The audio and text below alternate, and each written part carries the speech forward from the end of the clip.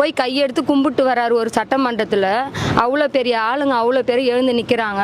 சோபால சாஞ்சின்னு post கொடுக்க, ஃபோட்டோவுக்கு post கொடுக்க வந்த மாதிரி அங்கே நடிச்சுன்னு இருக்காரு சார் அவரு. அவ்வளோ பேர் எழுந்து நிற்கிறாங்களே, நீ ஒண்டி நிற்கிறதுனால தானே சார் வித்தியாசம் தெரியுது. டீச்சர் வராங்க, 10 ஸ்டூடெண்ட் எழுந்து நிற்கிறாங்க, ஒரு ஸ்டூடெண்ட் உட்கார்ந்து நின்னா வித்தியாசம் தெரியும். இன்னைக்கு நான் உங்க கூட சண்டை போடுறேன்னா நீங்கள் என் வீட்டு வாசல் வரீங்கன்னா வாங்கன்னு சொல்றது தான் சார் தமிழனோட பண்பாடு.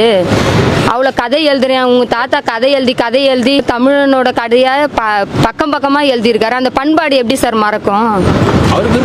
எழுப்புறது இல்லை சார். அது என்ன மாதிரி நிறைய பேரோட முகத்தை சுழிச்சிருக்கும் அவர் அந்த இடத்துல பண்ணது. பிடிக்கல சார், பிடிக்காதது இல்லை. அந்த இடத்துல வந்துச்சா எல்லாம் இவ்வளோ பெரிய மனுஷன் எழுந்து நிற்கிறாரு, அவர் கையெடுத்து கும்பிட்டோன்னே இவரு நான் சோபாவுக்கு போஸ்ட் கொடுத்துன்னு உட்காந்துருக்காரு. அப்படிதான் தோணுச்சு. என்னன்னா எல்லாரும் நிற்கும் போது நம்மளோட ஃப்ரேம் நல்லா தெரியும், நம்ம எழுந்து நிற்கல. இன்னைக்கு ஃபுல்லாக வீடியோவில், டிவியில், யூடியூப்பில் எல்லாம் இதுதான் சுவாரஸ்யமாக ஓடுன்னு நினச்சாரோன்னு நான்